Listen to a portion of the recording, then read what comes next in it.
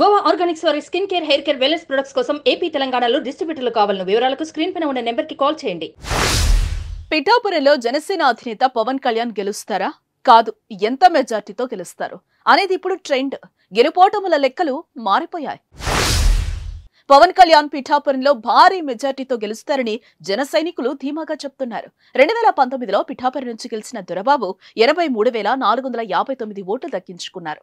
కాగా 14,992 ఓట్ల మెజార్టీతో విజయం సాధించారు. ఆ ఎన్నికల్లో టీడీపీ నుంచి పోటీ చేసిన వర్మకు 68,467 ఓట్లు పోలయ్యాయి. జనసేన నుంచి పోటీ చేసిన శేషకుమారికి 28,011 ఓట్లు వచ్చాయి. ఇప్పుడు వర్మ జనసేనకు మద్దతుగా నిలవగా శేషకుమారి వైసీపీలో చేరారు.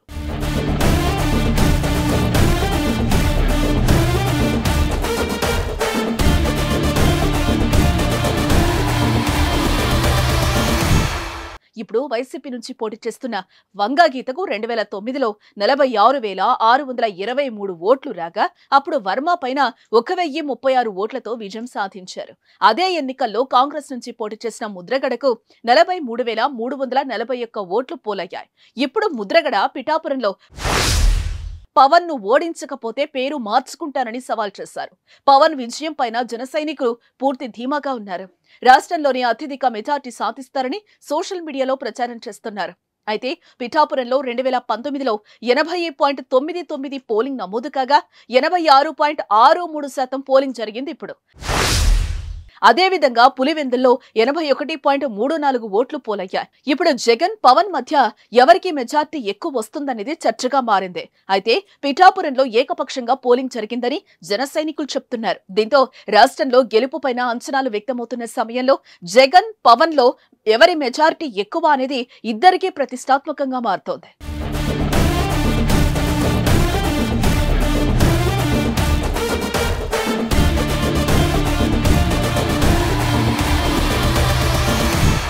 పవన్ కళ్యాణ్ పిఠాపురంలో భారీ మెజార్టీతో గెలుస్తారని జన సైనికులు ధీమాగా చెప్తున్నారు. కానీ ఇక్కడ ఆసక్తికర అంశాలు తెర మీదకొస్తున్నాయి. 2019లో పిఠాపురం నుంచి గెలిచిన దొరబాబు 83,459 ఓట్లు దక్కించుకున్నారు. కాగా 14,992 ఓట్లు మెజార్టీతో విజయం సాధించారు. ఆ ఎన్నికల్లో టీడీపీ నుంచి పోటీ చేసిన వర్మకు 68,467 ఓట్లు పోలయ్యాయి. జనసేన నుంచి పోటీ చేసిన శేషకుమారికి 28,011 ఓట్లు వచ్చాయి. ఇప్పుడు వర్మ జనసేనకు మద్దతుగా నిలవగా శేషకుమారి వైసీపీలో చేరారు. ఇప్పుడు వైసీపీ నుంచి పోటీ చేస్తున్న వంగా గీతకు 2009లో 46,623 ఓట్లు రాగా అప్పుడు వర్మ పైన 1,036 ఓట్లతో విజయం సాధించారు.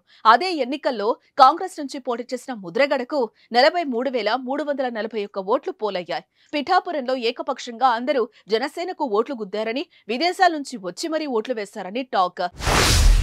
ఈ క్రమంలోనే పోలింగ్ శాతం పెరిగిందని చెప్తున్నారు. సీఎం జగన్ పోటీ చేసిన పులివెందుల మించి మరీ పోలింగ్ నమోదైందని గణాంకాలు చెప్తున్నాయి.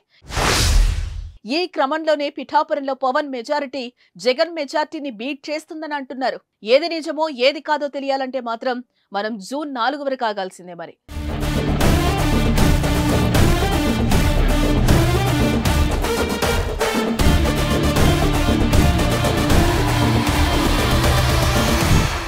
సుమన్ టీవీలో మీ పర్సనల్ అండ్ బిజినెస్ ప్రమోషన్స్ కోసం కింది నెంబర్కి కాంటాక్ట్ చేయండి.